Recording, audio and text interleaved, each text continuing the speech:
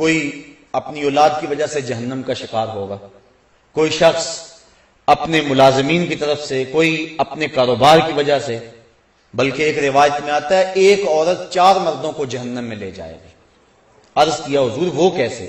فرمایا ایک عورت کو جہنم کا حکم ہوگا، وہ عرض کرے گی مالک میرے باپ کو بلایا جائے، بلایا جائے گا، یا اللہ یہ میرا باپ اور میں اس کی بیٹی، میری تربیت کا جوہر تو اس کے ہاتھ تھا، آج جن گناہوں کے سبب سے میں جہنم میں جا رہی ہوں تو اس کا ذمہ دار یہ ہے، اس نے میری دینی خطوط پہ تربیت نہیں کی۔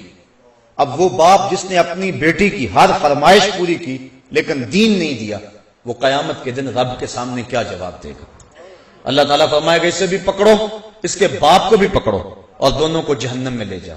عرض کرے گی نہیں مالک میرے بھائی کو بلایا جائے، بھائی کو بلایا جائے گا، یہ میرا بھائی اور میں اس کی بہن، میں اس کی غیرت تھی، میں جب بے پردہ گھر سے اپنے لبوں پر حیا کی لالی سجا کر سڑکوں پہ آتی تھی، اس کے غیرت کا جنازہ نہیں نکلتا تھا، اس نے کبھی مجھے روکا تھا، اس نے کبھی مجھے منع کیا تھا؟ اگر اس کی غیرت جاگتی، اس میں احساس موجود ہوتا تو میں اتنی آوارہ نہ ہوتی کہ آج مجھے جہنم میں اس کی سزا بھگتنا پڑتی۔ اب وہ بھائی کیسے جواب دے گا جس کو خود چوکوں اور موڑوں پہ کھڑا ہونے کا چسکا ہے اور وہ کالج کے دروازوں پہ کھڑے ہو کر کے اپنی نظروں کو تسکین دیتا ہے اور سمجھتا ہے کہ میری بہن دوسروں کی نظروں سے محفوظ ہے؟ کل قیامت کے دن وہ بھی جواب نہیں دے سکے گا۔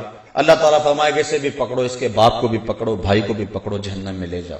عرض کرے گی نہیں مالک میرے خامد کو بلایا جائے، بلایا جائے گا، یہ میرا خامد، اس کی اطاعت میرے اوپر لازم تھی۔ طلاق کی دھمکی ایک ایسی بات اس کے پاس تھی کہ مجھے جو چاہتا منوا لیتا، مجھے اپنے انداز میں ڈھال لیتا۔ ماں باپ کے گھر میں میری جیسی بھی زندگی گزری تھی، گزر گئی تھی، لیکن جب میں اس کے ہاں آئی تھی تو یہ اپنا رنگ مجھے دے دیتا۔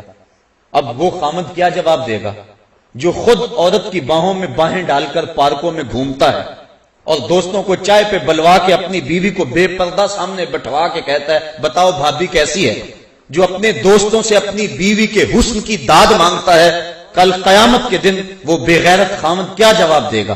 اللہ تعالیٰ فرمائے گا اسے بھی پکڑو، اس کے باپ کو بھی پکڑو، خامن اور بھائی کو بھی پکڑو اور جہنم میں لے جاؤ۔ عرض کرے گی نہیں مالک میرے بیٹے کو بھی بلایا جائے، بیٹے کو بلایا جائے گا، یہ میرا بیٹا اور میں اس کی ماں، میرے سینے میں تو نے تڑپتی ہوئی ممتا رکھ دی تھی، اس کے چہرے کی اداسی میری زندگی میں اجاڑ ڈال دیتی، میری زندگی کا سارا حسن اس کے چہرے کی خوشی سے وابستہ تھا۔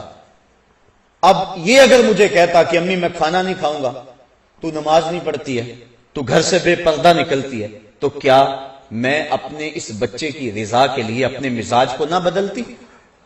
اب وہ بھی کوئی جواب نہیں دے گا جس نے ہر خواہش پر مچلنا سیکھا تھا اور اپنی فرمائش کو ماں باپ سے پورا کروایا تھا، لیکن دین کے بارے میں کبھی اس نے اپنے ماں باپ کے کسی معاملے کے اندر کسی حکمت سے بھی کوئی بات نہیں کی تھی۔ اللہ تعالیٰ فرمائے گا اسے بھی پکڑو، اس کے بھائی باپ بیٹے اور خامن کو بھی پکڑو اور پانچوں کو گھسیٹ کے جہنم میں لے جاؤ۔ فرمایا اس طرح ایک عورت 4 مردوں کو جہنم میں لے جائے گی۔ تو صاحبو یہ زندگی ہماری گزر رہی ہے، ہم دیکھیں کہ ہم کسی کی شامت اعمال سے نہ پھنس جائیں، اپنے معاملات کو بھی حسن دیں اور نیکیوں کے نور سے اپنے من میں اجالے کی کوشش کریں، اور دوسرا اپنے ارد گرد کے جو لوگ جن کی ذمہ داری ہمارے اوپر ہے، کل قیامت کے دن ہم سے ان کے بارے میں پوچھا جائے گا۔ قُوا أَنفُسَكُمْ وَأَهْلِيكُمْ نَارًا، کہ اپنے آپ کو اور اہل خانہ کو جہنم کی آگ سے بچا لو۔ کل کوئی عذر مسموع نہیں ہوگا، نہ ادھر ادھر کی بات کر مجھے یہ بتا قافلہ کیوں لٹا، مجھے رہزنوں سے غرض نہیں، تیری رہبری کا سوال ہے۔ تو سربراہ تھا خاندان کا، تھا خاندان کیوں لٹ گیا؟ اس کے مزاج میں لادینیت کیسے آ گئی، آوارگی کیسے آ گئی؟ تو ان کا سربراہ تھا، تو قیامت کے دن سربراہ سے سوال کیا جائے گا۔ اللہ تعالیٰ جل شانہ ہمیں ایسے اعمال کرنے کی توفیق دے کہ کل قیامت کے دن ہم سرخرو ہو جائیں۔